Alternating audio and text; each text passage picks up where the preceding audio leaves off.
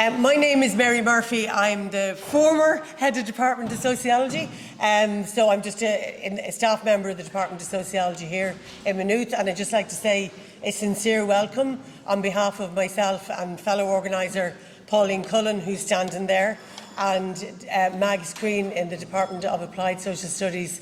And just to say from the outset, Mags had a very personal tragedy on Monday morning. Her husband was found dead, and she has been unable to be part of the event in the last week. He's actually been buried tomorrow and Friday. So just to express our sincere condolences to Mag. She had done Trojan work.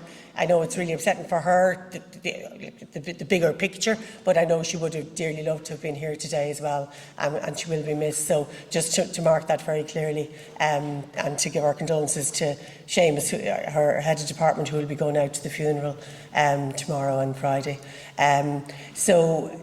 With that in mind, I suppose Mags would have been one of the catalysts for this event, in terms of we had been thinking about in Maynooth ways that we could reflect what was going on in civil society and be part of the conversation about how to move on and tackle some of what the tensions and stresses are at the moment. And in talking about it in Maynooth, we became part of bigger conversations that eventually led to this event. And we struggled a lot with the framing of it. And just to say, we set up a reference group of civil society members who were very good in terms of giving us direction. So we're not totally responsible for the way it's organised. But it was very clear from the outset that whilst as academics we tend to go towards theory and speakers and big long sessions and really boring things, that the civil society reference group really alerted us to the fact that really what people wanted was an opportunity to deliberate, to share their experiences, to share their feelings, and to really talk to each other and reflect on what was going on. So the day is very much orientated around that reflection. We had asked a panel of academics to engage with us earlier in the organisation of the event, and we kept that invitation to them, but we have asked them more now to listen very carefully to what they're hearing and to reflect back in the afternoon what they've been hearing, with a view to helping us move on and think about strategies that might be effective in the current time. So that's the kind of context of the day. Just in terms of housekeeping, I know in typical academic spaces there's always people that have to go in and out a bit. There's orientation of our first year students starting. There's 3,000 first years knocking around downstairs, so they might wander in at some stage. But I am aware people need to leave the room for various things, for phone calls and things, and that's fine. There are spaces available on the corridor that you can use if you need some private space.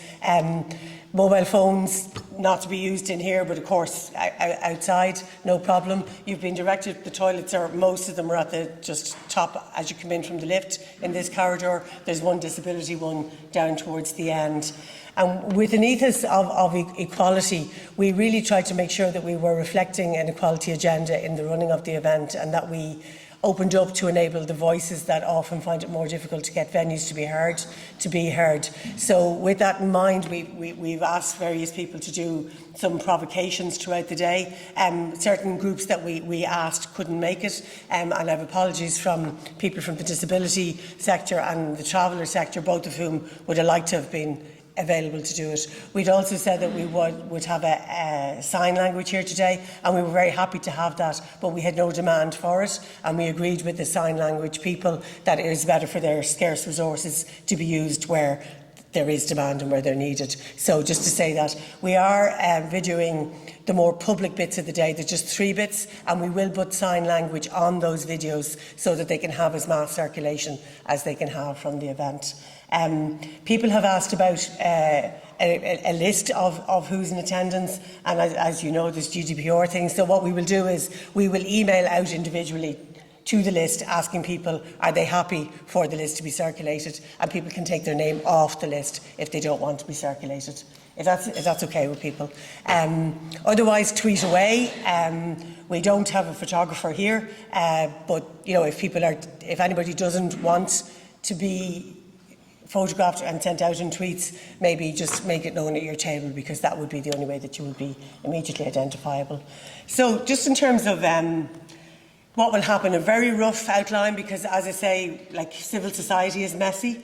Today should be messy. I'm not saying we will necessarily do what we're saying, but kicking off with me explaining what's going on, and then we will move into a personal reflection, starting off the day with some personal kind of space, and that will be facilitated by the Burren Art College. And really, the day is really about you guys deliberating and discussing things at the tables, very much so, and it will be largely facilitated by the Burren Art College. And I'm going to just introduce who they are. Martin Hawkes is up there, and Chris is there, and they will introduce themselves more fully as the day goes on. The session, 10:30 to 11:30, is very much about you doing the work at the tables, facilitated by them, and then we'll break for a coffee. And then we'll return to really process what we have deliberated about across the room. So there isn't a speaker at the top and a conduit that way. It's very much a conversation across the tables that will be facilitated by the Burren Art College. And then lunch. Obviously, as somebody was saying, there's an atmosphere of a wedding in the room in terms of everybody's chatting to each other and all that. So we're expecting lunch to be a busy, networky kind of space, and there's lots of rooms available for that. But the main room will be where you got your coffee. And then in the afternoon, this is where we've invited people who we had previously invited to give keynotes to shift to a more reflective kind of way of giving some feedback on what they've heard in the morning, really as a way of setting up a discussion back at the tables again about strategy and how to move on and move forward. So again, the main work in the afternoon is at the tables, and then we're just pulling it together at the end and finishing with a closing reflection by Dr. Seamus Taylor from Applied Social Studies and Anna Dee, a poet. So we're as I say, that's the rough outline, but we'll take it as it goes. And you know, you're all part of civil society. You all we're trying to equalise the room, equalise the power in the room. So this is a suggested format. It's flexible, and we'll go with the flow. Okay. So if the flow is going a different way, it's Chris and Martin's challenge to accommodate that flow. So just in terms of what's happening, and in terms of establishing a very sharing and collaborative ethos to begin with, I think it's important to say this event came out of, as I said, some discussion in Maynooth University, and then some informal discussion, primarily with people from National Women's Council, Uplift and Community Work Ireland. And since then, we set up a reference group. And since then, there's been a fair few things happening, not prompted by us, but just happening in parallel, because obviously a lot of different people in civil society are grappling with the same themes and issues and trying to find different ways of doing it. So the Irish Council for Civil Liberties and Children's Rights Alliance convened a meeting in July 2024, where a large number of NGOs discussed some of the pressures that they're experiencing in their work. There's been a process of trying to build a transformative civil society. There's people in the room who have been involved in that and have some value statements and strategies evolved from that. TASC launched this report, Civil Society Under Duress, last week, and yesterday they had a workshop on how to strengthen democracy in Ireland. And the Wheel and Community Action Network, CAN, are having a dialogue meeting about similar themes on the 25th and 26th of September. So I just think it's really important that you all know all these little bubbles of activity are happening, and this is but one bubble of activity. And the challenge might be to coalesce them and to synergise them and to see, can we put our collective minds together through those processes to co-create some future strategies. And there's talk of, in October, bits and pieces coming together from those different processes, but there isn't any definite dates or anything like that. And to some degree, I think some leadership would need to emerge. Just to acknowledge funding for civil society and democracy, Stephen's Green Trust and Community Foundation Ireland funded today. Rowan Trust funded the TASC event, and Community Foundation Ireland funded the event that happened yesterday. And there is a lot of activity within the philanthropic organisations around civil society and democracy as well, just in terms of setting the pace. So our task for today is very much deliberation, listening to each other and reflecting, using the space as well as we can, as constructively as we can, maybe as bravely as we can, to really empty out our minds and our thoughts and try and get us into different spaces. So it is a space for thinking and talking. If anybody says it's just a talking shop, say, yeah, that's exactly what it's meant to be. It's just a talking shop, and all the better for it. It's not for decision making. If there's good ideas, they will be potted by all the actors in the room, and hopefully they'll re-emerge formally somewhere else. There's no attempt to make any decisions here. It is really just a chance for us to talk. And just in terms of sharing, and we can make this available, that's just an example of what was generated at the task yesterday in terms of strengthening Irish democracy. And they will make that available, and we can make it available, this PowerPoint, to people. So it's just the ethos, again, in terms of saying, like, we don't want to be hanging on to anything or any information. It is about sharing it. So just you might be curious of who is in the room and why we're calling you civil society when really a lot of people might call themselves social justice sector or the community and voluntary sector or other languages. And in academic terms, I suppose civil society is said to be the space between family, government and the market, where people voluntarily associate to advance common interests. And that definition is from Civicus, and I know Niall Crowley has used it before. In Ireland, we have tended to use the language of community and voluntary sector as a loose wording to identify that space.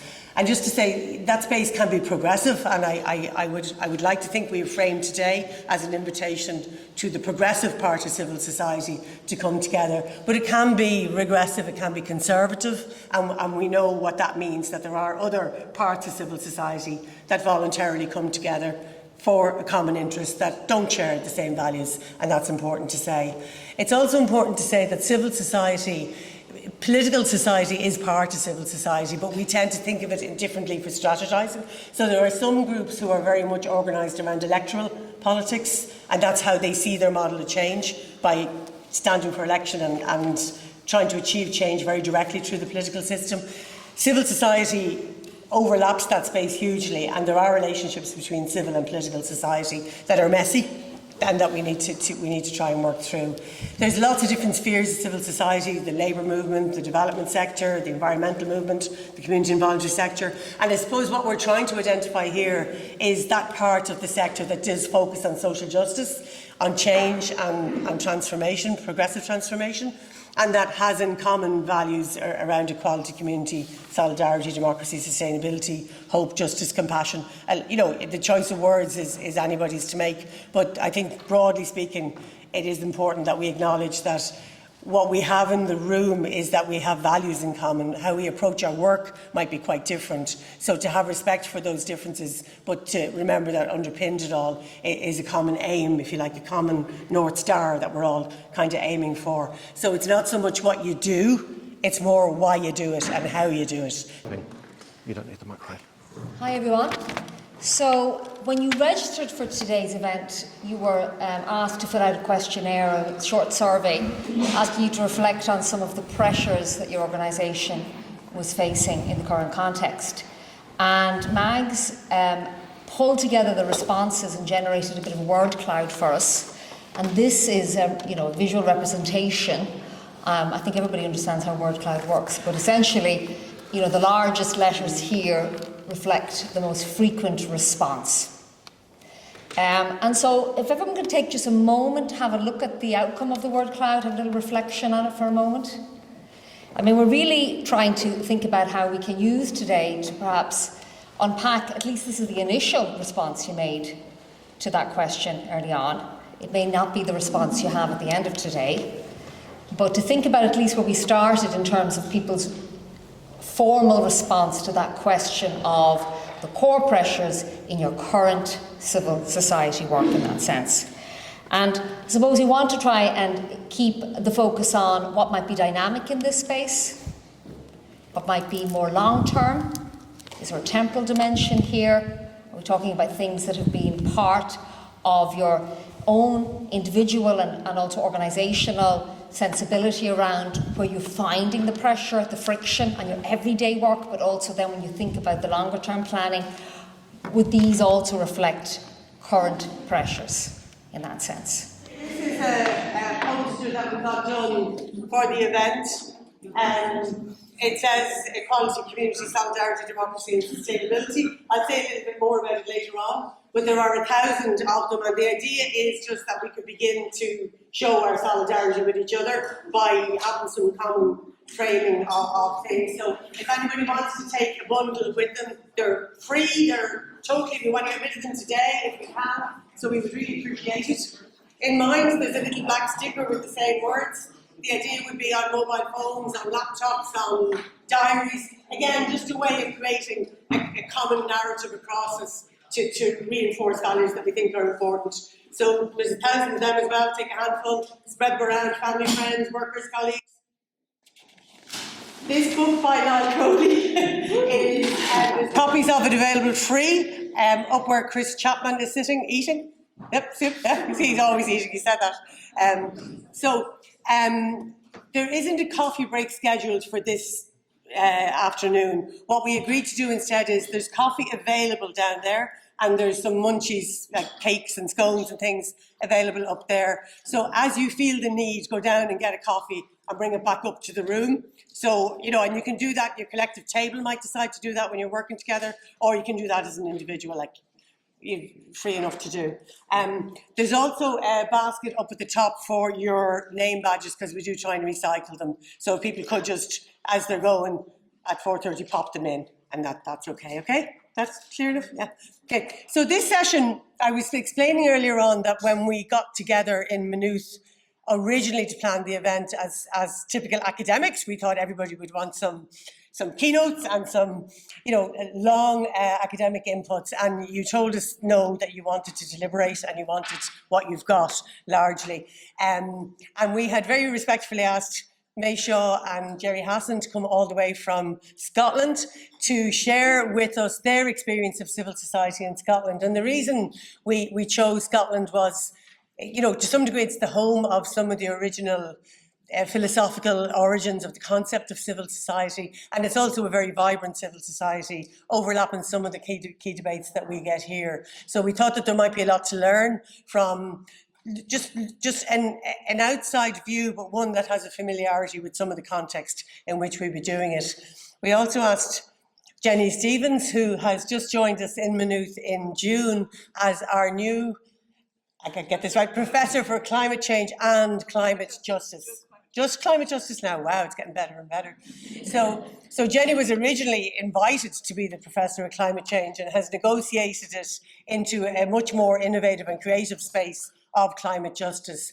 And most of her working life has been in the States. She's just arrived over from Boston. So again, an opportunity of someone who knows Ireland relatively well at this stage, but who is in an objective position to have listened and to have heard back. So this session is very much about taking the experiences of elsewhere, taking some reflections and helping us to think out loud about the next session, which is thinking about the strategies that can help us move on. So I'm going to start off with May. What we're going to do is we have 3 people, so we're going to try and make it as discursive as possible in between and as, you know, sort of panelly. So May is going to kick off. She has a small PowerPoint that she's going to use to help structure it. Then Jennie is going to talk, and then Gerry, and we might have some time at the end for a little bit of deliberation. I've agreed with Chris that we can go till about 20 to 3 with this session, after which we go immediately into the small table work. So as you're listening, the hope is you'll be inspired by the inputs that you're going to hear to help you think about strategy. That's the function of the exercise. So without further ado, I'll hand you over to May, and May will give you a little bit more context on who she is as she introduces herself. Well, I'm sorry if I've overdone the remit, but I wasn't entirely aware of it. But it's a very short sort of presentation, and just I want to sort of, in a sense, knock this distinction between, you know, the academics and those who are working, because I consider myself both actually. And just to say, my background is as a community worker in London and in Edinburgh over 15 years, mostly around tenants' rights and so on, and then as a teacher and an author since. But at the moment, I'm also involved in my own area in a free book festival. organised in and with and in support of our local library. So in some ways I want to sort of stretch what we think of as kind of community activity and what might be political, because in some senses that's become a very political thing to do as services are withdrawn and so on. So I'm interested in community, in history and theory and on the ground. But I mean, I've given these points for years and years and years because I think, I mean, they differ every time, but I think they're the ones that we always need to ask, because community, there are certain things, and my subject here is community, there are a number of constants that help us, I think, to think about now, what community means now, why it's got such sort of urgency at any time. So I've got a little script to make sure I don't go over time, so forgive me for that. So, rediscovering community again. Community is regularly rediscovered by policymakers of various persuasions as the solution to political problems or crises in various places. And I think that's as true here probably as it is in Scotland or elsewhere. Although there is a long tradition of Western communitarian thought, since the 14th century or so apparently, its contemporary use has come largely to address the demands of policy, at least as much as the needs of people. And I'm kind of starting from the point of view of community as a vehicle for policy, as much as for the good things, if you like, that we see on the ground. Indeed, the term community development, you probably know this actually, but the term community development was invented by the British Colonial Office decades ago, in their attempts to deflect embryonic demands for independence. I mean, you'll understand that in Ireland. And of course, the phrase, "we are here because you were there," is sometimes used to bring some context to current struggles over who belongs where. So, a number of constants that we must always think about when we think about community, but the question is, what do they mean now? So in a sense, it's about trying to bring history and the contemporary context together helpfully. So it's always contested. And that means that there are different claims made for it by different interests in different contexts at different times. So what constitutes the community is always contested by different parties. Who is included, who is excluded from the community? The community, as it often has been talked about, is a formulation which may not sufficiently acknowledge the presence of different communities with differing or competing priorities. And this is why it can be problematic for policymakers who rely on it too much. There can be too much community when it makes itself heard over or against the interests of policymakers. Or there can be too little community when policymakers rely on it to deliver local services in a context of shrinking public budgets. Community can indeed become the problem rather than the solution when it refuses to conform. And that is often when questions are asked about who is in or who is out, who is legitimate or who is not. And an enduring contestation is in relation to class. There was an influential book in the late 1970s, time of the CDPs, if any of you have ever read about that. Their literature is still very relevant. But this book was called Community or Class Struggle, ? And it argued that the called community was actually more about masking the causes of inequality than addressing them, depoliticizing class relations by turning to community. And the same arguments were made in due course about race and gender. So it's always contingent on the sort of surrounding circumstances. It's neither essentially positive nor negative, but is always contingent, dependent on the conditions of the time, and particularly the nature of the state. There are examples of where the activities of communities are more or less separate to that of the state, such as campaigning groups of various hues. But in recent decades, communities have become increasingly central to policymaking, for good and ill, and just talking to people over the lunch break and so on, that's as true here, it seems, as where we are. Some activists would argue that having a seat at the table with some degree of power has strengthened democratic processes. And there are examples where that has been the case, in Scotland anyway.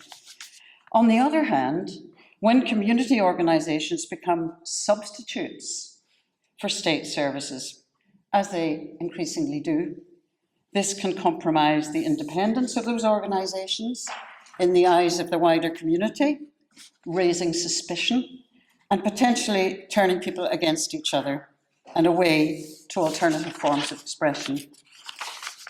And this takes me to the next point.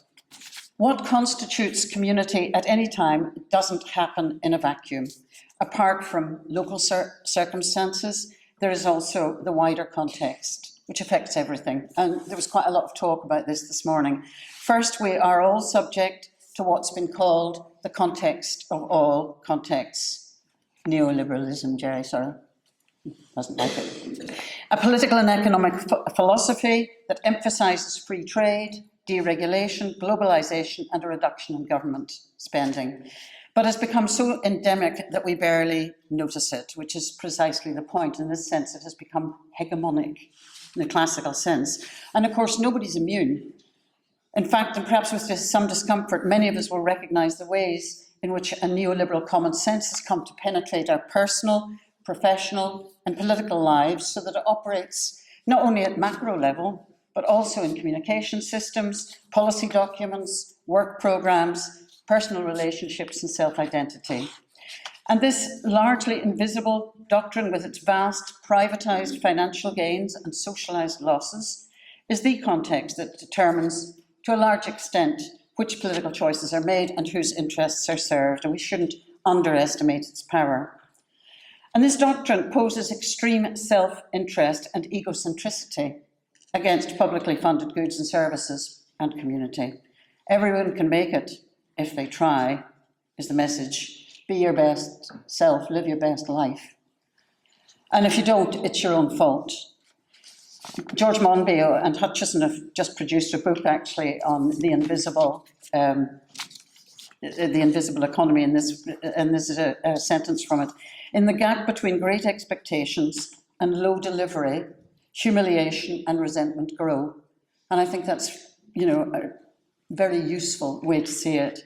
And perhaps the recent rise in far-right activity and others surely has to be understood within this context. And the other and related context of all contexts, which was talked about a bit this morning as well, is the digital world, also driven by those neoliberal interests, where dissatisfactions can be easily generated, mobilised, distorted, weaponised towards different publics and purposes, increasingly manipulated by those powerful political and financial interests which have most to gain.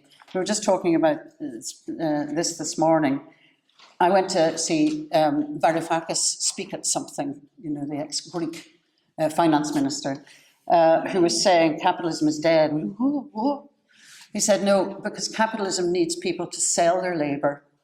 And he calls it now a technocracy, where people don't sell their labour, they just give their information away for free, which is monetised by powerful interests and so on. It's certainly something I think to sort of think about. So all in all, it's important and useful to think of community as an ambivalent, at the very least, social, political and educational space, as both policy and politics. And in my whole time in this, I've always thought of it that way. It is always, it's just as different at different times, the analysis is different.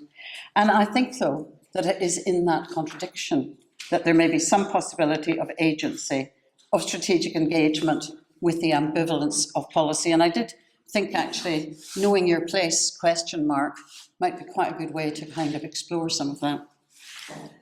Next one. This is just an attempt to show, so it's community as policy and community as politics. And this is an attempt to show how communities and practitioners in particular are positioned in this contradictory space, and to suggest some of the consequences for practice. And this understanding structure, I think, I'm not the only one, is the first step towards developing agency. We need to unleash sociological imagination, as it's called, that relationship between agency and structure. Community can be asserted from above as policy, as a managerial procedure, but also from below, demanded from below as a democratic process. And the challenge is how to take advantage of both those spaces while making sure not to be taken advantage of in those spaces. So I think this is quite a useful way. Some of you will know Una McArdle, who I think was taught at Maynooth. She wrote an article in the Community Development Journal called Rocking the Boat While Staying in It. And this is about sort of being strategic. I don't have time to sort of go into this, but you'll get the point. So there's strategic participation in the invited spaces of policy, which we will all recognise, the kinds of rules and regulations, the sort of stipulations, the conditions under which you work. But this idea of strategic non-participation in the demanded spaces of politics is very useful. And working out the room for manoeuvre, it's a very useful practical exercise I've used and have seen it used for manoeuvre in and between these different spaces could provide a stimulating agenda, a curriculum, a programme, a means of subversion even, and a motivation for organisations and community groups. There is, I think it's there, free, concept.lib.ed.ac.uk. You will find this free booklet. This is the only paper copy there is, actually. I just did it for this. But there's all sorts of exercises to do with community groups to actually explore some of these kinds of things in their experience and in their own terms, and hopefully in a way that is enlivening and interesting as well. So, some contemporary challenges, and I've just sort of picked out one or two that have come up in the sort of reading that I've been doing recently. Okay, this is my last one, I think. So, although we live in an area of what's called communicative plenty, in which public views are sought and everything online, face-to-face, the question is to what end, with what degree of power, and in whose interests. And indeed, there may be an overload of personal expressiveness which does nothing to enhance collective participation and democracy, or worse, can act not so subtly to legitimise existing conditions. For example, somebody was talking about this morning, make your own decisions about where we should make cuts. Some people call that make your own incisions.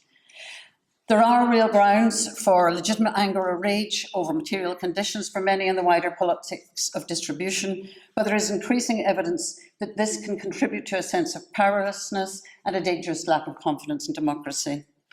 The dehumanising or pathologising of structural inequality goes largely unnoticed in the dash for condemnation. These yobs, those troublemakers, yawn incomers, and this can turn legitimate dissatisfactions even further towards blame and retribution. And I think this is a very useful distinction here. The danger of fast anger, blind fury, aggressive positivity, lashing out at each other, what Frantz Fanon called horizontal violence. But with determination and the necessary resources, there may also be the potential of building slow anger into constructive, legitimate, collective action. And this could provide a powerful motivation and role for those working in and with communities in organisation building, developing argument strategies, gathering evidence, identifying adversaries and allies, building slow solidarity, reframing the problem. Those people suffering the worst consequences of inequality are, of course, more likely to blame those nearest to hand rather than those distal forces of power from which they are deliberately extracted, to look down rather than up, or, as the staggering deterioration in young people's mental health suggests, to look inwards rather than out. And perhaps we shouldn't be surprised if brutal social inequality creates personal brutality. What one writer calls anticipatory anxiety, fearing for the future, and with good reason, doesn't breed good community relations. A friend of mine who works with poor, angry, aggressive kids calls them thuglets.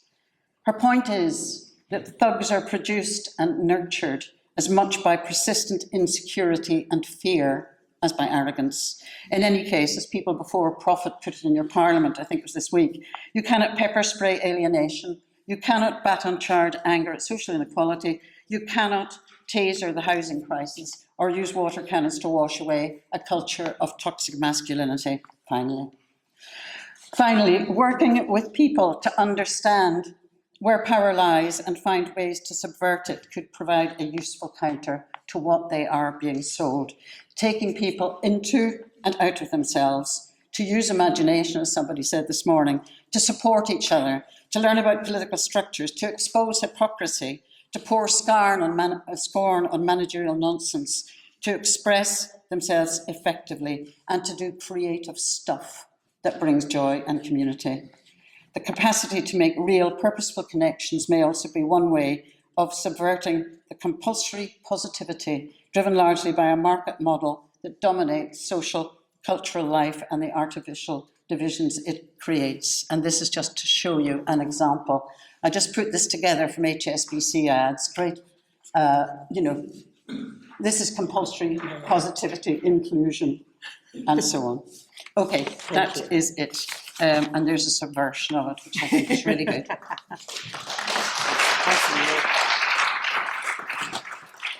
Thank you very much, and thanks for mentioning Una McCardle, who definitely would have been here today, with circumstances different in her life, obviously.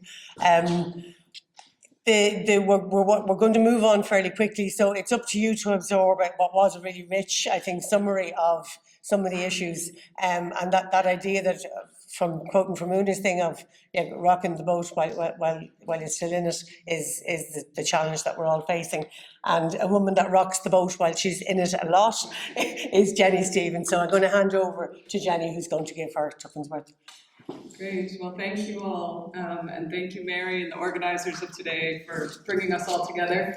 This is exactly the kind of convening that I'm very inspired to be at. So, as Mary mentioned, I'm Irish, but I've grown up and had most of my life in academia in the United States, and I just moved back. And I'm a professor of climate justice here at Maynooth.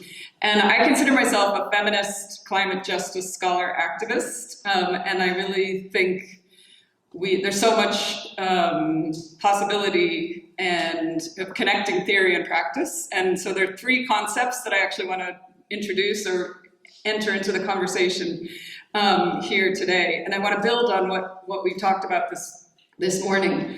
As I said, I consider myself a scholar activist, and for me, that isn't at all controversial. And I don't think there's a way for anyone to be apolitical. I know scholars sometimes think of themselves as apolitical, but there is no such thing. If you don't engage in politics, that is a political act. So I'm very comfortable with that. And I want to mention, I think one of the groups, when it was reporting back, talked about the violence of silence. And I think that really resonated with me, because I have felt the pressure to be silent in my own work. I've worked on climate energy issues for 30 years in academia. And the pressures are some very subtle, some very blatant. To not talk about the elephant in the room, so to speak. And for me, one of those issues is fossil fuels. And the concept I want to introduce is petromasculinity, which is a Cara Daggett, a environmental sociologist, coined this term. And it's about fossil fuels and this authoritative desire and power and control and anger and violence associated with fossil fuels and perpetuating fossil fuels. And for me, in a lot of the climate energy work that goes on, both in universities, in governments, in policies, in international negotiations, is all very fossil fuel friendly, and it's dominated by this kind of petromasculinity underlying it. And we've all been conditioned not to talk about fossil fuel phase out, even in spaces where the whole focus is how to address the climate crisis. And the number one thing we need to do is phase out fossil fuels. So, so I've done a lot of research on actually corporate capture of universities and corporate capture also of policies and political actors and coalitions. And so I think one of the things, another thing that's come up in our discussions is that who is the enemy, right? And some of us, we're talking about far right, as if there's, a simple idea that somehow we can blame immigrants for some of all the struggle and inequity and injustices. And I think there's another argument to be made that catering to corporate interests all the time, dominating, that has really so pervasive and more pervasive than any of us really realize, because they're very strategically been investing to erode public services for decades, and is part of their profit-seeking strategy. And there's more and more research on this. So I think it's very, there's a lot we can do to kind of reveal and then come together to address some of that. The other concept I want to bring up is the poly crisis. And obviously, as I mentioned, I focus on the climate crisis, but it's so intricately linked, especially when you see that it's the corporate interests and why we've had 30 years of climate policy that have been totally inadequate and insufficient with this petromasculinity, let's continue with fossil fuels lens. We realize that all of the challenges, housing crisis, healthcare crisis, education, climate, war and occupation, and all the collective struggles in Palestine, racism, it is actually all connected. And obviously there's been quite some discussion here that it's late stage capitalism, and maybe part of that is this very powerful controlling the narrative, controlling all the anchor institutions, controlling of what the problem is and how to define the problem and how to define how we approach solutions. So I think, again, I'm not sure that, polycrisis, I'm not saying it's such a resonant term, but I think everything is connected, and that's why the third term I want to introduce is climate justice, because for me, that phrase, climate justice, is inclusive of all of these things that we're talking about. And I know that not everybody, when you hear the phrase climate justice, thinks of all the other issues that that are collective struggle. But for me, I think it does, because the climate crisis is a thing that is happening so quickly, and it is an envelope, and it's connecting and influencing everything. And we don't even recognize or realize how much the climate is changing and how it's contributing to migration and how it's contributing to health crises and all kinds of things. So this is where I think, and I'll end on a positive note, where I think that when we focus, and what I've chosen to do is focus on kind of climate justice as this all-encompassing frame, we can see how that there is, you need to embrace what Mary mentioned in the morning, a transformative lens. Like, there's no space for small incremental. I mean, we need the small incremental to get to the transformative, but you have to open up your imaginations to big transformative change. And I think that's the point where we are with the polycrisis and the realities of everything that we're facing as in humanity, is that we're at a time where we are moving toward an obvious kind of necessity for a bigger transformative change. So 2 last things I want to say, and I don't know what my time exactly. One is, one thing that I'm involved in is thinking about the role of universities in the higher education sector. And we have just launched a collective, Ireland-wide, but we're also all island collective, called the Climate Justice Universities Union. And it's a thing, you can find it on the web, we have a URL, I'll pass it around. But anyone can join, and what we are is a collective of people who really think that the higher education sector is an under-leveraged resource for this transformative change that is coming. And that there is a lot of potential, and one of the ways is that to get out of the mindset that higher ed is just where you teach courses and maybe do some esoteric research, right? Like, we're actually can engage with all of you. We are part of civil society. We want new kinds of partnerships. The universities could be convening, their anchor institutions. There's so much resources that are just under leveraged. So that, if you're interested in that, please follow up. And the final thing I wanted to just say, as somebody just moving back to Ireland, and seeing the very different conversations that I'm able to have and that I'm part of here compared to the United States right now, I think I actually, and maybe I'm naive, but I see Ireland as a place with unique potential to actually demonstrate some climate justice leadership in the world.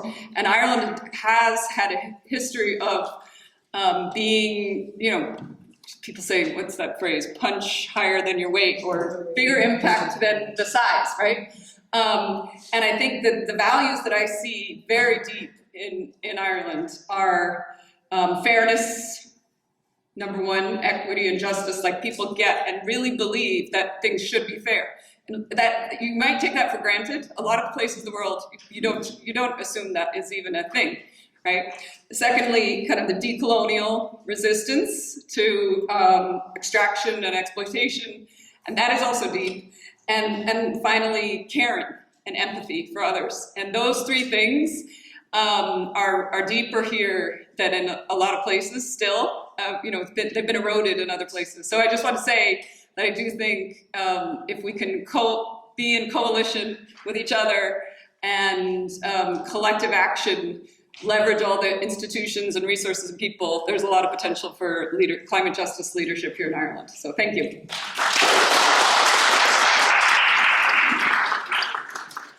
Thank you, Jennie, particularly for the positivity at the end, because clearly on a day like this, we need some. And just before I hand over to Gerry, and I've seen you nodding and kind of shaking your head, so I'm interested in your response. And we don't want everybody to think the same or to say the same, so responses are welcome. But just to say, we will make sure that May's PowerPoints and the links to the document that you referenced and Jennie's URL goes out to everybody by email, along with any PowerPoints or other resources that were there today. Okay, so hand you over to Gerry. Thank you. Thank you very much, Mary. Thank you, May. Thank you, Jennie.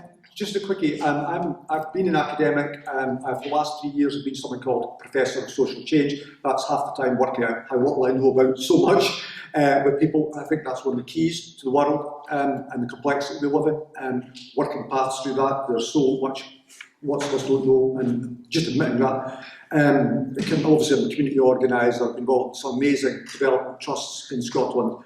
I became a person working on stories of the future. By the way, futurology is a horrible thing used by corporates, and one of the things we think about the future, which I could say quickly on, is junking futurology. And also I organised a small festival about trying to break politics out into public spaces and have fun and light with the serious. So, quite quickly, a few points, drawing on what May and Jennie said. What is neoliberalism? Well, thank you, May covered that. Why do we need to keep talking about neoliberalism? I'm going to be provocative here. Most people don't talk about neoliberalism. Try it in your pub, try it in your football team, it's a specialist jargon of people like us, if I can use an us, here, left-wingers and academics who love jargon, academics love jargon, so do left-wingers. And I probably failed this, I tried to talk about as little jargon as possible, probably failed. So I think neoliberalism doesn't describe the age we live in adequately, because it doesn't break out those silos. Why don't we just talk about capitalism? Large parts of the political classes, certainly in the UK, even have a problem talking about the word capitalism, let alone neoliberalism. Why can't we talk about different stages of capitalism? Because clearly we are in a different stage of capitalism to 1945 to 73, 75, 19th century capitalism, etc., etc. And in this, my salient point I want to make is, it seems to be so obvious, but it has to be said all the time. Language matters. So, all my adult life, the right wing, the right wing project, have in the UK, the US, Ireland, the West, have not just defined the politics and economics of that age, they've also defined the language. And that language had an economic narrative, and then in recent times, words like woke, culture wars, virtue signalling. Those terms that are pasted about to diminish people, dehumanise, close debates. They are cancel culture of people talking about us cancel culturing them. So why? I mean, many reasons, obviously, in time. One reason is the privileged platforms on the right. So there's the think tanks, there's what in Britain we have called the Tufton Street Mafia, which is the Institute of Economic Affairs, blah, blah, blah, the group that gave us Liz Truss and others, who are still unabashedly wanting to burn down the economy. And there's people like Spectator, Daily Telegraph, there's versions of it here in Ireland, there's versions of it in America, versions of it all across the West. So a couple of brief points on that. Leadership and agency matters. Why are our leaderships, I'm talking about our formal political leaderships, so timid, so miniaturised, so giving the economic narrative to the right? We've just elected a Labour government in the UK. It has no economic narrative beyond continuing the failed, broken narrative of the last 40 years. Taking away the winter fuel allowance for pensioners, being tough on public services, etc., etc. And I think it relates to the social forces that they represent, and the social interests they represent. It isn't just because Keir Starmer's a bit cowardly or Rachel Reeves is a bit economically orthodox. It comes from the forces they represent, and that Labour movement is in retreat. So in the Times, you've got two concluding points to make here. The stories told, the collective stories that we tell, really, really matter. Who tells them? Who does not? The stories of hope you tell, that you embody every day. Who tells them? Who creates them? Who creates the future? And how do we reclaim that future? Now, in this closing point, several years ago I ran 2 futures projects that were about nothing to do with futurology. They were about the stories people told and created of the future in Scotland and in Glasgow. Not surprisingly, the city one was much, much more popular than the national one. And in that, what people said was, and it's so powerful, I think, the problem of the official story, the problem of the official future. In every place we go, Glasgow as a city, Dublin, Ireland, the Scottish Government, there's an official story that says everything is about economic growth, the economic paradigm, an economically orthodox narrative. And it doesn't allow any space for, often space for humanity and human beings in the photographs, these corporate spaces. What it does is it says, and it's so dehumanising, said, the future is so important, we have already decided what it is for you. And that is actually in some of the futurology stuff. The first thing you do with the official story, the official future, you name it, you critique it, and you undermine it, because it is hollow and it is leading us, into a complete cul-de-sac. And that our project found people loved talking about the official story and the official future. So my last point is what you need to do, I think, across the world, we try to nurture with each other, is to get out of this stage of capitalism, is to create spaces and resources to make clear, to make into reality the possible and the plausible futures that we want to live in. Because those resources are there, those hopes are there, those actions are there, but we have that official story and official future to critique and defeat. Thank you.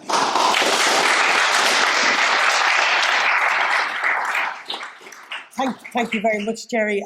I love the idea of bringing politics into the public sphere and having fun with it. I do think that's missing in a lot of our strategies, but that focus on who is telling what story certainly resonated with what Jennie was saying about corporate power and the role of corporates and maybe where our attention needs to be. And then May's idea of community as both policy and politics, and what way are we approaching it in our heads? And what way are we using it and trying to have it be done? And so I'm hoping, and I think it was really successful actually personally, that the 3 inputs have really set up a very rich menu of strategies, options, things to think about for the afternoon. And with that in mind, I'm going to hand over to Chris to take us through the afternoon. And just a bool of us for the 3 speakers again.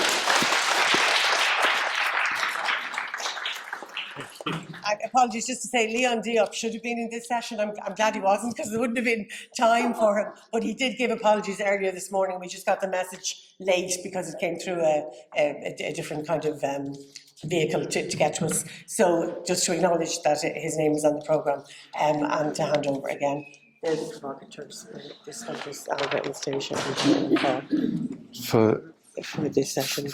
Okay, brilliant, thank you. So I'm going to be very cheeky and just where we talk about undermining the future story. I heard something the other day which I thought was particularly good, which was the future, suggesting the future story that we're given is based on permanent economic growth, usually around 3% a year, which would mean a doubling of the economy in 24 years, because that's the way the percentages work, which none of us remotely believe is possible. It's not environmentally possible, it's not socially possible, it's just not possible. Therefore, we need a different story. So unless people are willing to commit to a doubling of everything in 24 years, we need a different story. So that's some of the work we might get on with. Anyway, we're going to have 3 fairly swift provocations to help set us up, and then we're going to move to different conversations at the tables. So we'll be inviting you, and we're going to do it all really quickly, and we're going to keep on time. We'll be inviting you to name, let's have a conversation at this table about petromasculinity. Let's have a conversation at this table about, is neoliberalism the right word? Or, a conversation at this table about taking further forward from this morning about race, or whatever it is we want to have the conversations about on this broad theme of moving from the pressures to the strategies. So if I can invite, and I've got it on my piece of paper, Ailbhe, Anastasia, Helen and Paul, if you all want to come up, and we'll hear your provocations to help set us up for the session. Are you okay to come up to the front? Yes, sure. Thank you. I might actually put myself here. Yeah, whatever's comfortable. If you don't mind, yeah. No? Just be more comfortable for me. Well, first of all, I'm going to be really fast and to say how great it is to be here. So many ideas, so many connections and reconnections with people, and this is exactly the kind of fresh thinking that we need, I think, at the moment. And just to say that I am an LGBTIQ and feminist and socialist activist, and I am also, I don't know, an ex-academic, maybe recovering academic might be another way of putting it, I'm not sure. And this is very much a kind of mood piece, I think, because over the summer, things are quieter. You get more time to kind of reflect on what has gone before. So I did write something down yesterday. I had no idea where I was in the programme. And I'm kind of hoping that it chimes with what went before or what comes after. But it is what it is at the moment. So I would start off by saying that really for a host of reasons, I think this has been a high pressure year for civil society groups and organisations. It's been challenging all round, bruising for many, and often very tense and fractious. And at this very volatile time in the world, in the midst of so many universal and particular, thank you John Bissett for that, universal and particular crises, and especially as this very bellicose world turns increasingly rightwards, we know that building and protecting solidarity is more important than ever. More important than ever that we do not allow ourselves to be intimidated or bullied, given the runaround, or just plain ignored by governments, state agencies, and other powerful actors, including social media. It's more important than ever that we do not, more important than ever for us to use our very considerable power, the power that comes from our long experience, and to flex the muscles that we have built up over decades of dedicated work, and to stand up, speak up, and shout out very much in chorus. It's time, I think, to remind ourselves that without us, the social care system, for example, would collapse. That without us, radical critical thinking about social change, universities notwithstanding, and with all due respect to where I stand today, would be all but silent. That activism would be a puny thing indeed. That without us, our democracy would be fatally weakened. Above all, it's time to remind government and state agencies that without us, they would be toast. They would be a busted flush in this country. This is no time for us to be shy about spelling out our essential value to the common good.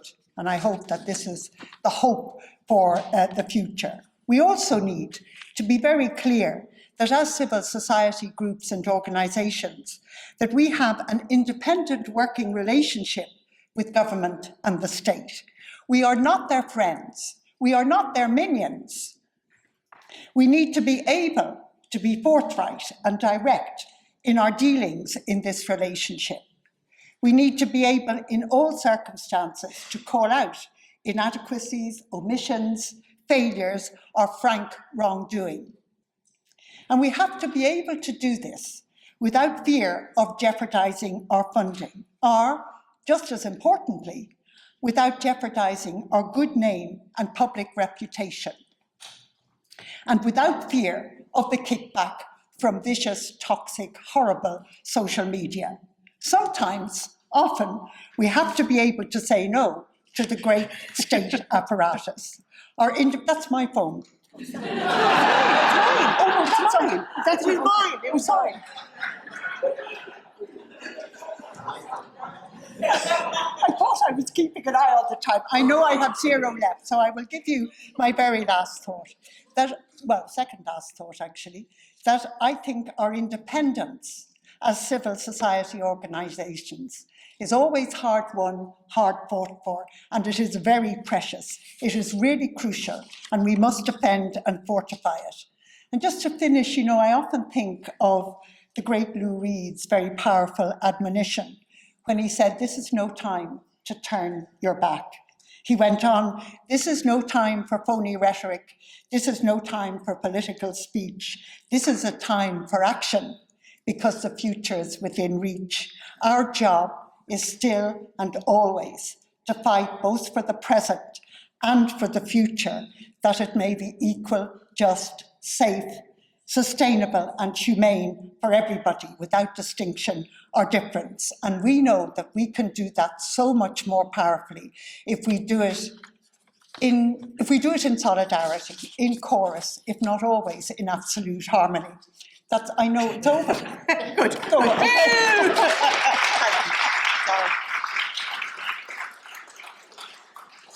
Sorry, it's just been strict on time to enable everybody to have their go and also get to the tables, because I know people have a lot that they want to talk about. So Paul, you want to go next? I can see. Yeah.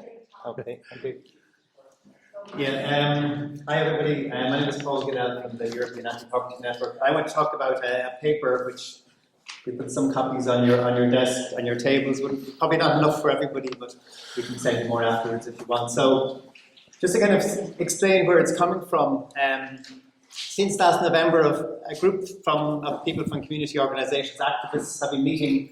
I think we had about 5 times. Some people are in the room here to look at some of what we've been talking about today. Really, some of the issues, what's facing people who are activists, preventing a lot of the change we're trying to make, and what's happened over the last number of years, and try and see what we can do to build, I suppose, a civil society for transformative change.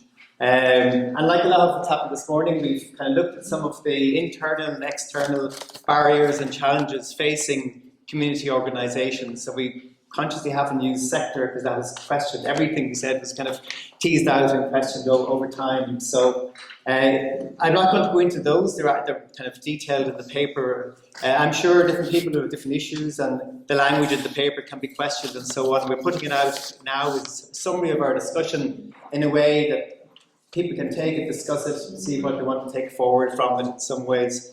But I want to highlight it, I suppose, as the last 2 meetings we've been looking at in moving forward, and we haven't decided what that is yet as a group, but we're just putting it out there, that we wanted to put down what are our shared vision and values maybe we should be working for. So while there are a lot of people in civil society and in community organisations working hard for change and working in different ways, maybe not everybody shares the same vision for the future and the same values, or understands those values in the same way that maybe we do in terms of the type of change we're trying to bring about. So we decided to try and tease that out and put it in the paper, and again, it's kind of there for discussion and debate as well.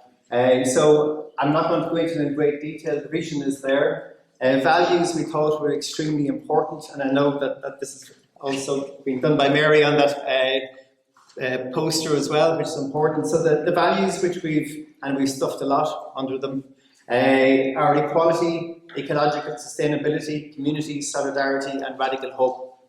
And in teasing those out, a lot of people can claim that they support those values, but we tease them out on purpose to say what they mean for us in terms of the change we want to bring about and work collectively towards. Just in terms of the radical hope, just if you give a second, to do something positive in a sense, because the radical hope is a belief that change is possible and that what we do matters, embracing uncertainties and pursuing a passionate engagement in the demand for and action on change, with attention trained and a clear egalitarian, environmentally sustainable and socially just horizon.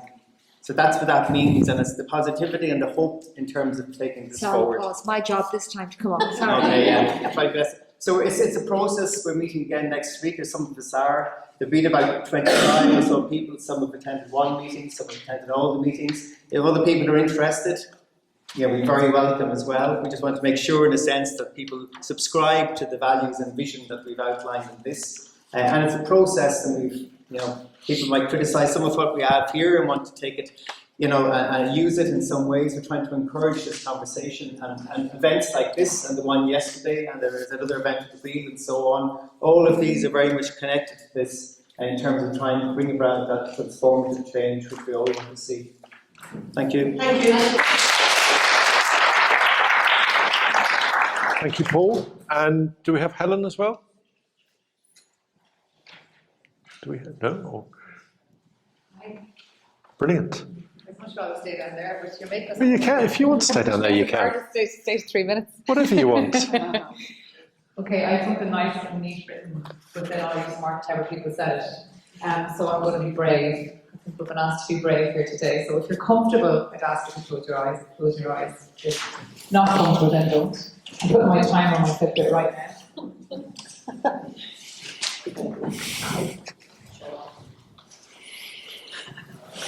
Okay, so with your feet on the ground, and maybe your hand on your heart or on your lap, I want you to become aware of the fact that you're in the room, that you're here, and that you're grounded, and that your chair is supporting you to be sitting here right now, and that you're in this space. And I want you to become aware of your breath, and how it's staying in you, and you're breathing in and out. In and out. And I want you to think about the last time in your life that you were deeply moved by some of the reasons that we're in the room here today. Maybe it was around inclusion. Maybe it was around feeling part of something far greater than yourself. Maybe it was around someone's story. Maybe it was around love, joy, justice. That another world is possible. And I want you to think about that moment. Maybe it was yesterday, maybe it was a long time ago. And I want you to hold on to that for a minute. And I want you to lean into it. And I want you to bring it into the room here now. And maybe welcome it into your evening. And as we move out of the room.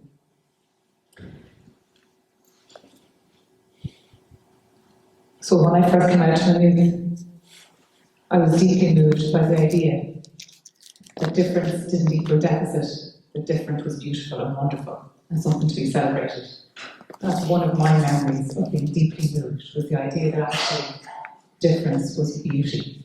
Difference didn't have to equal deficit.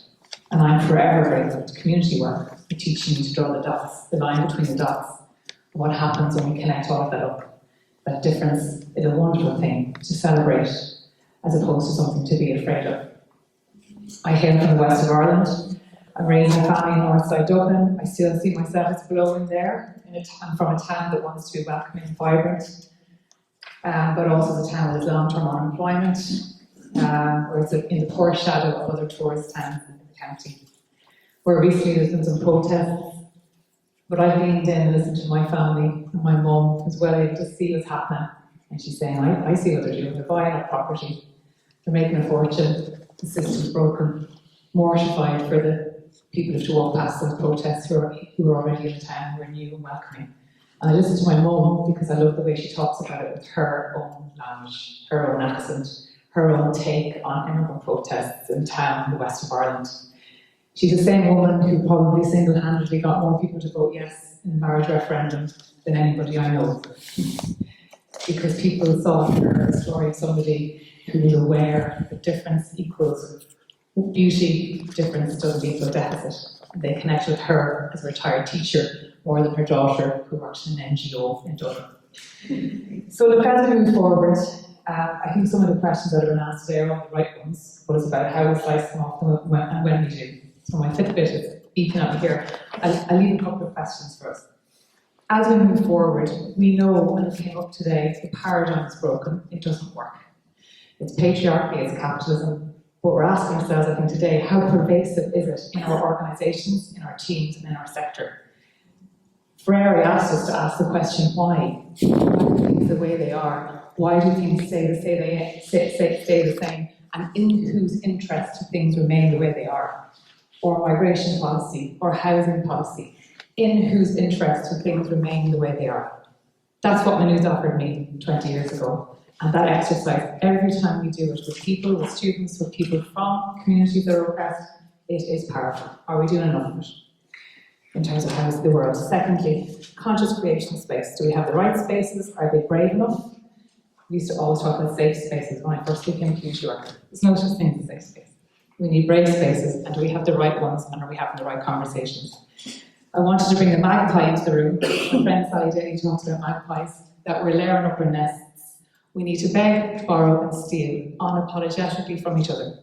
I like your tool, can I have it? I like what your organisation's doing. Can we collaborate, or can we go way beyond collaboration to build power and change together? And that does mean the idea of the magpie, that we have shiny, bright things that we take off each other and use. And this idea, I don't know how it won't become a bad word, but it comes from such a beautiful concept. And the idea is that we see that, I call it the pyramid, we see that paradigm, and we know what it does. It makes victims of some of us, and it makes oppressors out of others of us. It gives people honour and privilege, and it means people have to fight out of that victimhood. That's what the system does. But people are part of the system, they're never the problem. The system is the problem, and it is the enemy. So in that, let's remember the last time we were deeply moved. Let's put people at the centre of what we do, and let's remember that it is not about necessarily being woke, even though that should never become a bad word. It is about working our values, struggling with our values at an individual, team and collective level. The last time, I'm leaving this note, the last time I was deeply moved was on a beach in Portbarnock 2 weeks ago, when I lay under the sky for the full supermoon, and a wonderful man held space for 150 strangers and said, "You're here, sons and daughters of Ireland. You're here. You can wear your breath in your body.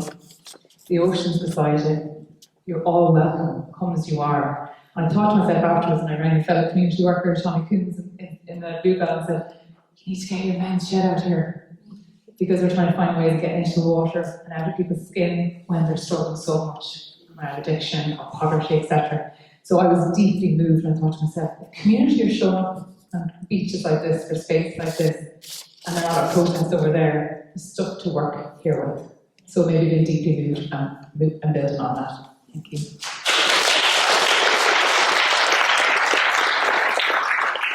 Thank you. Brilliant. Okay, so what we're going to do an amazingly quick bit of process that you're going to help me with. Should we move to moving forward, Mary?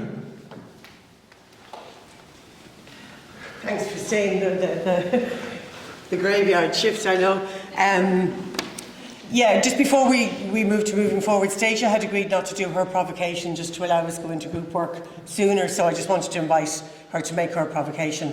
Well, I don't know at this stage whether... Yeah, well, or just your reflection, yeah. I'll just say two sorts of things. Stacia. The first one, sorry, thanks very much. The first one, I don't put on my glasses, I won't be able to see what I thought I might say anyway, and I'll say everything instead. The first one is really about being honest with ourselves. I think a challenge in this room, not a challenge out there, but a challenge in this room is about honesty. And for me, that's about, and I liked your comment about hearing each other's undiluted opinions, but I'm not sure that's what we've heard all day, to be quite honest. I think that in this room, we don't all agree. We're from a very broad church of different backgrounds. We don't all work in communities or with communities, and we're not going back to communities either. We don't all understand the realities of racism, and I think, and of all the other issues that people face in this room. So, first thing I'm saying is that, look, we need to acknowledge that we have different views about the world and different views about how it should be moved forward. And having done that, I think we need to provoke and to challenge ourselves to be able to see ways of working together on some things across those different views. Secondly, even where we do agree, and a lot of us do, and we've struggled together for years, there are different ways of going about doing something about it. So I think the second thing we need to do is find ways to bridge the gap between the ways we go about doing things. Some of us are community workers, some work in policy, some work in national, some work in local. We need to find ways to bridge those gaps. So I think we need to provoke ourselves much more to do that. And to do those things, we need to be a bit more challenging in our language. There are community and voluntary sectors, not a community and voluntary sector. There are a variety of things. Travellers in this country and Roma experience racism. There are racisms that are experienced by people who are visibly different, but who experience it very directly in a whole number of ways. And these things are structural and they're systemic. But then, I just want to turn the other way, and this is my last point. We've achieved loads as civil society, broadly speaking. And I think we need to acknowledge, each of us, if we just take 10 seconds, can think of something that we've been involved in one way or another, which has made a small change. And in the traditional way, I'm going to invite us all to give all of us a clap for the things we have achieved.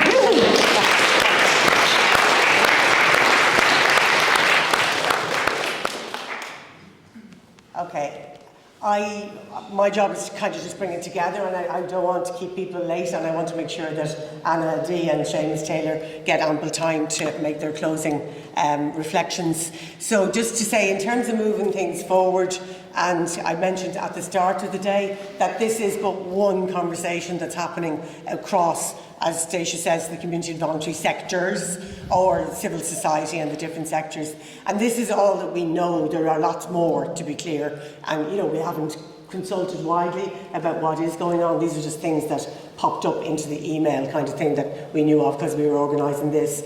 But I'd mentioned earlier that one of the intentions is for those 5 or 6 spaces to try and come together, to try and put together their collective thoughts by way of small reports that will be generated at each process, and then that something might come with that. So that hasn't been organised yet, as I said, but that's where it would go. And towards this end, Nessa down the back there, Nessa Nikasada, who's been diligently taking notes all day, she will generate a report of what's gone on here. Quite a creative report, I hope, because it would be very hard to distill everything into something that would be useful, because it needs to be short in order to be useful. But she will get that back to people by way of email. And as I've said, we will also send back all the resources by way of email in terms of what was going on. So they're the 2 main directions forward.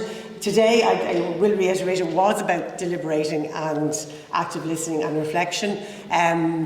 I take Stacey's honesty in saying that we do need to be honest and as challenging and as brave in our conversations with each other as we can be. I think this was a start. I think, yes. I think there were some assumptions maybe that we were all of a particular politics or a particular orientation, and I'm not sure that would hold in the room if we really tested it, and that it's useful to say that. I think there's maybe people who struggle to have their voice fully heard in the room, maybe didn't feel as enabled as they might have to be in the room. There's lots of things like that we can learn from, but I think generally it was a good honest attempt to have a deliberative space without a very fixed agenda as to what was to come forward. So I would ask you not to be too disappointed that there isn't a fixed agenda being given back at the end of it. I just wanted to finish just by saying, because I do think it's important when we're talking about strategy, and people are taking away the strategy now, okay? And this has been said all the time. What kind of society did we have and do we have? And I think, as Stacia said, we have experienced immense change in Ireland over the 100 years of the Irish state. So both the economy, the state and society itself has changed beyond measure, in no part due to the active participation of societal actors seeking to transform both the state and the market and society. And I think we've already clapped for ourselves, so we don't need to do it. But that needs to be remembered really positively, because we are focusing on pressures and tensions, and rightly so, but we need to remember that amidst worse pressures and tensions than there are right now, we achieved massive change, to the extent that our parents don't recognise the Ireland that we live in. You know, and that's massive, and we are part of that story. That is our story. But I put up on the slide as well two expressions that I've written about a lot in the Irish language and the English translation. There is no strength without unity, and we live in each other's shadows. And this, to me, is the Irish political culture that civil society has been sort of incubated in Ireland. And there's a lot of ambiguity in those statements. We take great strength from there's no strength without unity. That means solidarity. It's a wonderful thing. We live in each other's shadows, mutual interdependence, wonderful again.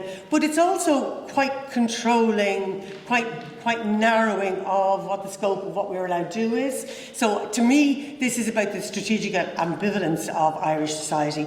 Deeply powerful, wonderful society, but deeply controlled and controlling as a society. And anybody who listened to the reports about state abuse, or the abuse in schools last week, the social control that kept us silent as a society about some of what we know went on is strong. And it comes from the state and it comes from society. So we need to be very sort of self-reflective, I think, about the political culture in which we as a society emerge from. And this says draft, okay, before you all shout and scream at me, okay? But I do think it's really important in trying to reflect, because the 1870s, this is a timeline of 100 years of Ireland, okay? Starting before the Irish state, when civil society was wonderfully creative, was full of imagination about creating the statehood project that became the Republic of Ireland, okay? You had theatre, you had sports, you had political associations, you had gender, you had a really, really rich civil society bubbling up, incubating, talking, deliberating, setting up new institutions. Then you had the 1920s and Civil War, which became to kind of dominate the early foundations of the Irish state. It got into the 1930s and you got the beginning of a society that was beginning to be socially controlled to meet the needs of the dominant political society, particularly Fianna Fáil. So you had a lot of good organisations developing, Irish Country Women's Association, Muinchna Tíre, Irish Housewives Association, but they were very much inoculated to serve the needs of the state and indeed to serve the needs of a very poor society. So we got a particular flavour of community development that really took quite a while to shape and then really does stick with some organisations to the present day in terms of how they understand, and that goes back to community development as politics, or community development as policy, community development as self-help, or community development as self-empowerment or empowerment. Go through to the 1940s, we had our emergency in Ireland, we didn't have our Second World War, so there's things there that sort of muted the development of some of the social dynamics that were happening maybe. The 1950s was very poor, we experienced mass migration. There were some social forces emerging there though around unemployment and around poverty, and they got pretty serious kickback from the state. The state was quite controlling and didn't really want a powerful civil society. Then move into the 1960s, Whitaker, internationalisation, the beginning of the development of the European Economic Community, Ireland engaging from afar, looking in, but definitely a sense of the concept of a civil society, the international human rights, civil rights movements, all that emerging post-World War II, and Ireland being influenced by that in its own way. And the 1970s, you got the development of a lot of the Irish Women's Liberation Organisation, for example. You got our entry into the European Union, the EEC at the time. You got them funding new concepts of community development, anti-poverty programmes, building up the local infrastructure in Ireland that the state never did because it never wanted it, because it wanted to control what was happening. So you got real tensions there between state and society, where money was coming in independent of the state to develop a new way of thinking about society that the state maybe pushed back against. but didn't push back against fully. You moved into the 1980s, you had massive recession. The place was a basket case. That's when I came of age, and I always remember the expression, will the last person out please turn out the lights? And that was the extent of immigration. There was literally the class of 86 gone. Nobody stayed. But in that period, and particularly towards the end of that period, you had the beginnings of a lot of anti-poverty organisations, anti-poverty networks emerging, Focus Ireland, Pavy Point, National Organisation of the Unemployed, just to name a few. So you had the beginnings of the infrastructure of what we now understand as the community and voluntary sector beginning to emerge. You also had more investment in anti-poverty programmes funded by the EU still. And then come into the 1990s and you had campaigns for social partnership, you had consolidation of local development companies, you had more investment in the infrastructure around community development, and quite a rich stage of a strong civil society. And basically that seemed to be the case where civil society was accommodating a relationship with the state where it had power, it was transformative and the state was engaging. But something happened then in around the late 90s and early 2000s, and it was deeply political what happened, and it's been written by Brian Harvey as about the state strikes back. Okay, it was, you're too big for your boots, you got too powerful, we don't like what you're saying, we don't like what you're demanding. And we see institutional changes, both units within government departments being closed down, and then we see a new Fianna Fáil Progressive Democrats coalition government in 2002, and maybe that marks a fairly significant new paradigm or a new ideological moment where the thinking, the tensions between civil society and the state become clearer, and the state is very clear it wants to close down community development, it wants to defund a lot of civil society, and that begins to happen at the same time as managerialism and neoliberalism and marketisation and financialisation and all those kind of words. We struggle on into austerity, and that deepens it. More things get closed. We get the bonfire of the Quangos. We get a really decimation of what had been a fairly rich infrastructure and institutional landscape for equality and anti-poverty agendas. And then we recover a little bit in 2016, and we begin to see it build up again. Some bits of it build up again, not all of it, because what we've seen is a control agenda working out. We've seen an alignment and a cohesion agenda where community development became reorganised, if you like, under the form of local government that we have, even if it's very limited. But we do see some new NGOs emerging and new kind of equality agendas emerging, particularly after 2016 and the kind of the recovery after austerity. Then we get the pandemic, and that puts us back into a self-help kind of mode. We return to the old favourites. Who's on the ground, who can deliver the shopping bags to the vulnerable households. And those organisations become fairly dominant in the story of how the state managed COVID. And then we come to now, okay? And I think, to my mind, what I see two things is, one, we've had high points where civil society was very strong. We can be very proud of that strength. We've achieved a lot of change during those moments. But the state did strike back through legislation, through funding, through narratives, through different power dynamics. And it did disable civil society to some degree. And I think if this moment means anything at the moment, it may be that there's a marker in maybe society striking back. To some degree, it's about society saying to the state, you've gone too far. You said we went too far, but now you've gone too far. That the balance is completely gone the other way, that there is no community out there, and that the far right are manipulating the vacuums that they see. And I do think that there is, in terms of strategy, there is something about thinking big about what civil society needs to be in the bigger project of the society that we want to have. And that maybe trying to understand the 100-year history and the lows, the highs, and the fact that it is cyclical. And I'll end on one more point, which is Northern Ireland. That timeline, as you might know, is about the Republic of Ireland. And one thing that I was trying to think through is, I, like a lot of people in the South, am guilty of not thinking in terms of how the north of Ireland, the whole history of the partition of the island, the whole history of conflict on the island, the whole history of what's gone on since the Good Friday Agreement, how does that shape southern civil society? Like, very few people have written about that, very few people have talked about it, but I believe it has. Like to some degree, I heard Mick Clifford talk about it in relation to the Linsky case, about we tolerated in the South a lot of abuse of civil liberties, for example, in the name of the type of policing that we understood was needed in the context of Northern Ireland. But how does that translate to our own concepts of social control and how we understand civil society? I don't think we've had those types of conversations, and I do think if we're serious about the future, it has to be about climate, but it probably also has to be about an all-island framework and a more serious understanding of what that means. And I think we've some hard thinking and talking to do to get a better sense of how all those dynamics changed ourselves.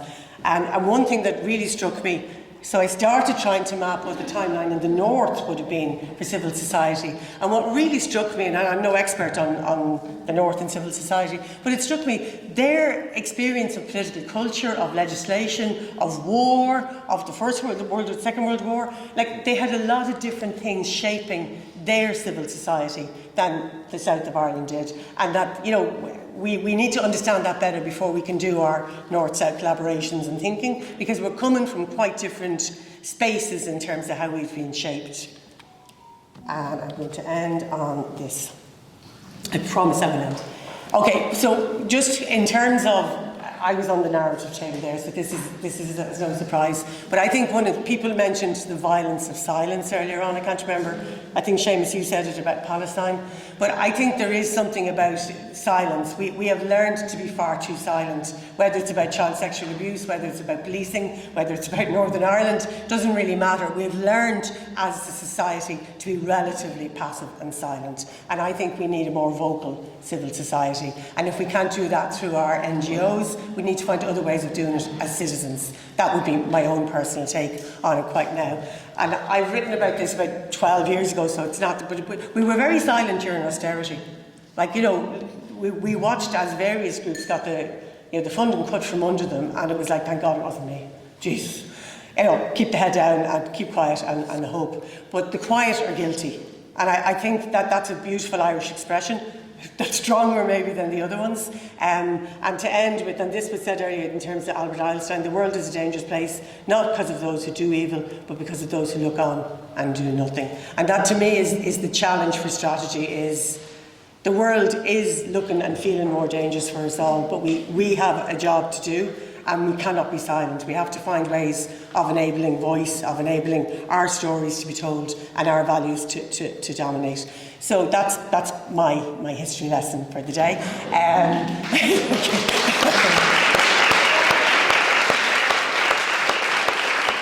So I want to end by inviting Seamus Taylor and Anna Dee up, and Seamus is just going to give a very short amended short reflection, and Anna Dee is going to end with Anna Dee is a spoken word poet, and she's going to end with some poetry that she spoke about earlier on to us and has written especially for today, as far as I understand it. And I do want to remind you, the black is the stickers and the posters. Do seriously take hundreds away with you. Take them all. We really don't want them, and spread them far and wide. Don't put them in any bins, it'll be heartbreaking. But do try and use it and come back to us if you want more. Yeah. Okay, so thank you. Thank you, Mary. Okay, I'm conscious that this is really the graveyard slot. So thank you very much, Mary. It's been a great day. It's been sobering at times. It's been all the time stimulating and lots of pointers to possibility. I think Ireland is at something of a contradictory juncture. The challenge is really now to turn that contradictory juncture into a turning point. And most definitely, as Mary and Paddy Kirby said some years ago, a better, fairer Ireland is possible. On the plus side, we've heard today about various achievements. We have virtually zero unemployment. We have a booming FDI economy. We could question the basis of that in its economic model. We have a well-educated population. You have achieved hugely on what I would call the social liberal or identity justice agenda. Legalisation of divorce, legalisation of abortion, same-sex marriage, the travellers officially recognised as an ethnic group. There's a range of things that have been achieved, and they have been achieved by social activism, by community development, and from the bottom up. Also, we've weathered the pandemic, but it casts a long shadow in terms of mental health and other areas. We've had some opening up of policy making from government, from various departments, bringing in more diverse voices. But on the side of challenges, there are huge challenges facing Ireland. We have very deep-seated poverty and inequality. The report last week from CFI and the ESRI, 230,000 children in poverty, 1 in 5 children. We have community and voluntary sectors still badly bruised and bearing the effects of austerity, although Ireland more widely is lauded for how it handled austerity. We're almost the poster girls and boys for having managed it so well.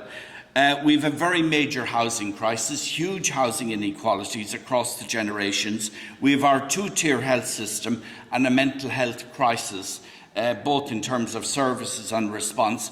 We have totally inadequate childcare provision, both in terms of access and quality, and we have inadequate public transport infrastructure. We have a severely overcrowded prison system where we send people to prison readily for very low levels of offending. And we're on target to fail to meet our sustainability targets. So there are major challenges. And in all of these areas, I would point to sustained underdevelopment and under-resourcing of basic public services and basic state provision. Instead, what we've done, by stealth and slowly, Ireland has commodified all our basic human needs. We've commodified health, we've commodified education, we've commodified housing, and we're almost commodifying our very being as people. And we have the wider decline of trade unions, not only as social partners, but as legitimate places for people to meet and spaces to engage with collectively. We have, not surprisingly, a rise in far-right politics. We have a problematising of migrants, a rise in the politics of othering, and a real rise in racism.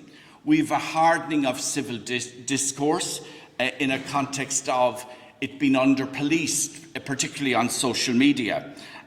We don't have hate crime law. We have inadequate incitement to hatred provisions. And we have a higher education system which has first world expectations, first world targets that we all have to meet, but we have second world funding in our university sector. There was an OECD report yesterday that says we're the least investment. In terms of, Mary touched on, we have shifting tectonic plates in Northern Ireland, and if we're going to imagine a better, fairer Ireland, it has to be fundamental that our imaginary at every level embraces in an inclusive and respectful way Northern Ireland. We're not unique in some of these challenges that I've mentioned, but what we are unique is that we are outliers in the depth of them, and in some of them we are unique.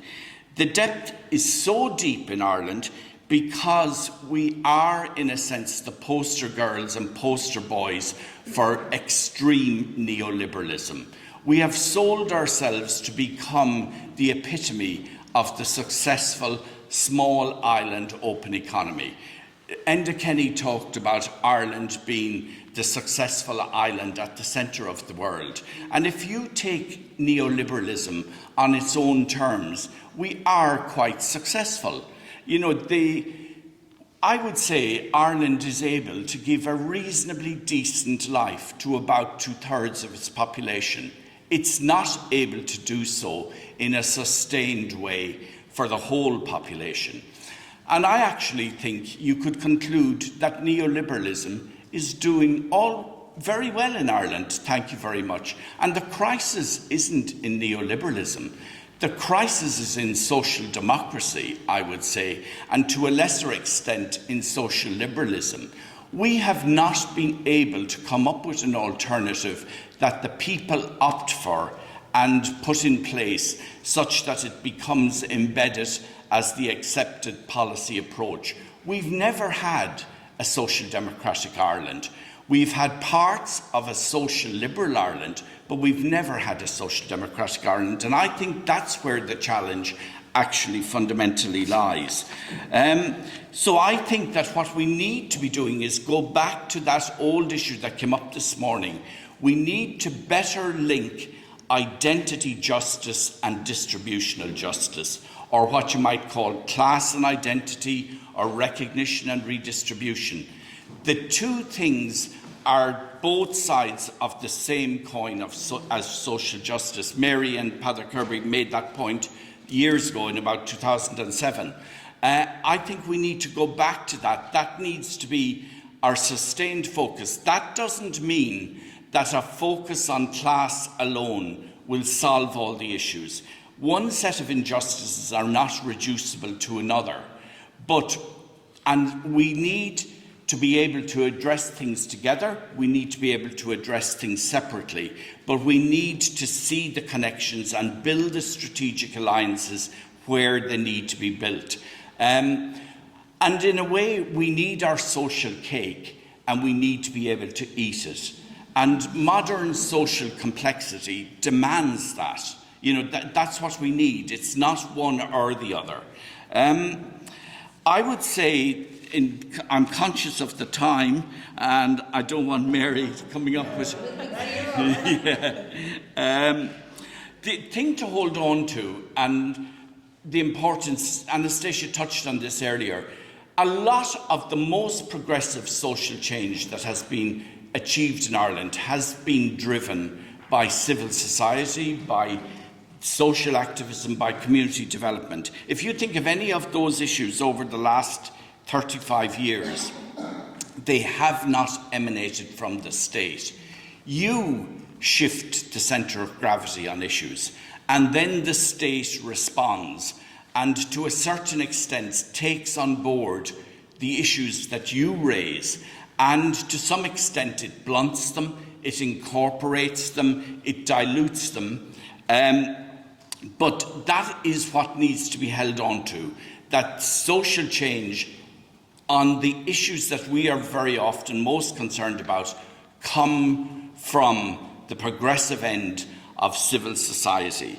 And I think I really just end there. There was other things I was going to say, but I think I have hope for the future. It's a very volatile world. It's a very frail and fractured world, but I have hope because of all that has been achieved so far in Ireland by yourselves. And I would say keep your eyes on the prize of greater equality and substantive equality, not just formal equality, but substantive equality. And we should never close our ears to the child within all of us who cries sometimes, "That's not fair." Thank you very much.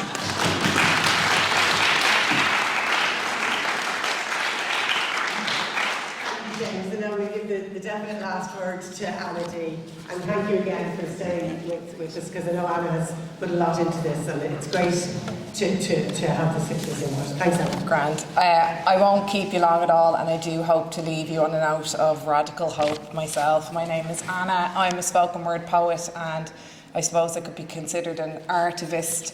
My work is concerned with issues of social justice predominantly, and a lot that has been discussed in the room today. So I was asked to write a piece to close the conference, and I thought, amazing, easy, I'm all over it, I'm so aligned with these values. And then a kind of a numbness set in for weeks and weeks and weeks, and I do feel like I possibly attuned to that sense of stuckness and ambiguity that some of you in civil society may have been feeling over the last while. But some clarity eventually dribbled in slowly, and I pulled this poem together, and it's about how capitalism demands so much of us in society these days. So we are all prone to bouts of burnout and numbness, and we can kind of get trapped in pockets of despair when we don't have the resources to care for other people. And it's like the sickness of neoliberal individualism kind of kicks in, and it can be hard to see the wood from the trees when we're in this place. And so maybe when this happens, we need to stay lost in the forest for a little while and camp out there until eventually we get our strength back. But eventually, inevitably, we have to get back up again. dust ourselves off and put one foot in front of the other, because though we do not always see it, our work is not in vain. It is absolutely crucial. It is absolutely making a difference, and it must go on. So I'm going to just start with a quote from Nelson Mandela, and then I'll read you the poem. So Nelson Mandela said, "I have walked that long road to freedom. I have tried not to falter. I have made missteps along the way, but I have discovered the secret that, after climbing a great hill, one only finds that there are many more hills to climb. I have taken a moment here to rest, to steal a view of the glorious vista that surrounds me, to look back on the distance I have come, but I can only rest for a moment, for with freedom comes responsibility, and I dare not linger, for my long walk is not ended." So this poem is called The Long Walk. It's nearly midday, and I am still in bed. I pulled the duvet over my head this morning. I just can't. You see, it's dark here today. Clouds are close, heavy and grey, and I weather them alone. I'm not so sure how to go on. I'm a teacher and a single mum, and I can't afford a home. I'm trying to keep my baby stable, watching kids die on my phone. I'm stressing about work and how to pay the bills. My mental health is suffering. I'm often tired and ill. I passed the fences on the canal last night, going to my second job. I have my finger in so many pots, I'm boiling over on the hob. You know, I wish that I could help them, but sometimes it's just too much. Trying to keep our heads above water, isolated, drained and stuck. I'm hyper-independent, like all good citizens, too busy to be sorting out the shit others are in. I'm stretched too thin to be bothered, although I feel disgusted, too self-involved to try resolve all of the injustice caused by capitalism, colonialism. My body's numb in shock. From the global south to women's rights tricolours in Kulak. I don't want to hear about more violence. Can't deal with Harris or Trump. It feels like the world is burning in this neoliberal dump. Like most, I'm angry, exhausted, lonely, scared, subconscious fear. There's not enough on this planet that we share. And I do care. Of course I care. I empathise and understand, even scramble for solutions, building castles in the sand. I try to keep the faith with every breath and word I utter, but it's hard to try and save the stars I stare at from the gutter. We function best we can within the system that prevails, but we cannot see the exit from the belly of the whale. And yet here we are today, standing firm as one. I feel hope when we're united, like I'm not all on my own. And I remember, good things still happen. Every day they do.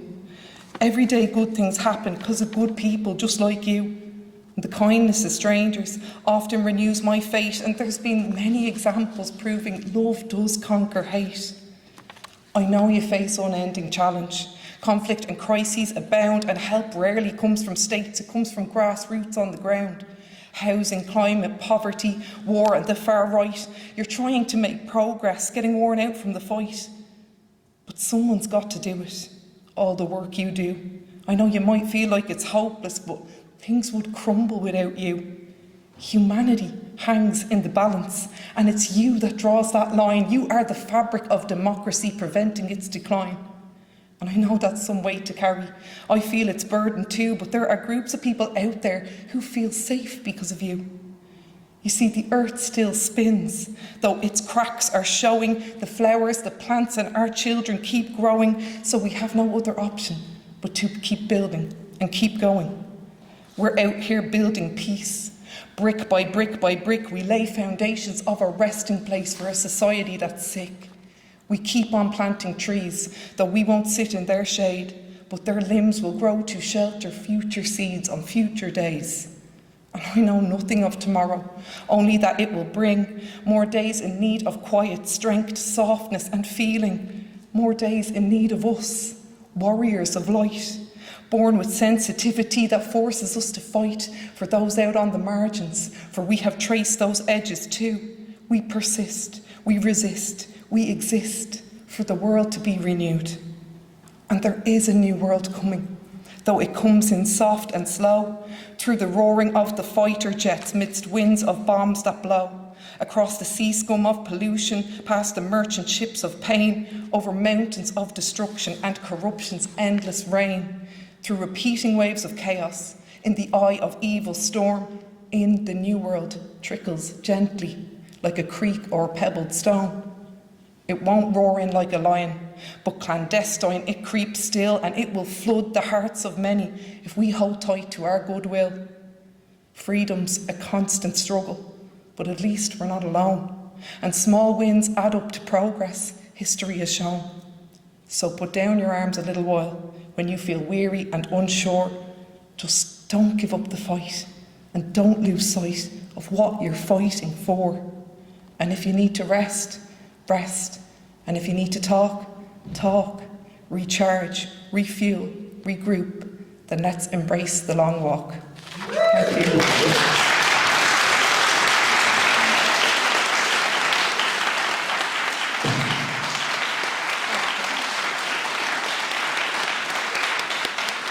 Anna, that was well worth waiting for. I think everybody who stayed the extra mile is very glad to have heard that. And thank you, Seamus, too, and sorry for hurrying you along.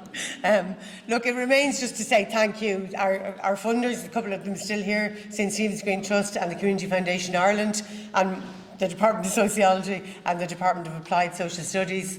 Anne Hamilton there on video from Moosey, the Social Science Institute, and Orla Dunn, who was on the registration desk earlier on. Both of them have done Trojan work, and along with Chamston, who stood in on the registration desk today. So just to say a sincere thank you. Obviously, in a deliberative event, you are the stars. Thanks to our speakers who travelled from Scotland, and to Jennie, who had to leave there to do a Zoom call. But I think it has been a really rich day. As I said, we weren't here to make decisions, but I think we did what we said on the tin. We talked.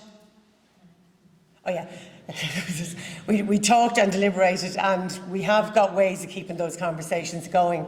And Pauline was just reminding me there, the final word maybe to Mags, who is burying her husband tomorrow. And just that we're on video here, but just that Mags will know that, you know, we do send her our deepest condolences, and we wish she was here and in very different circumstances. So with that, I'll thank you all again, and safe home, everybody. Thank you.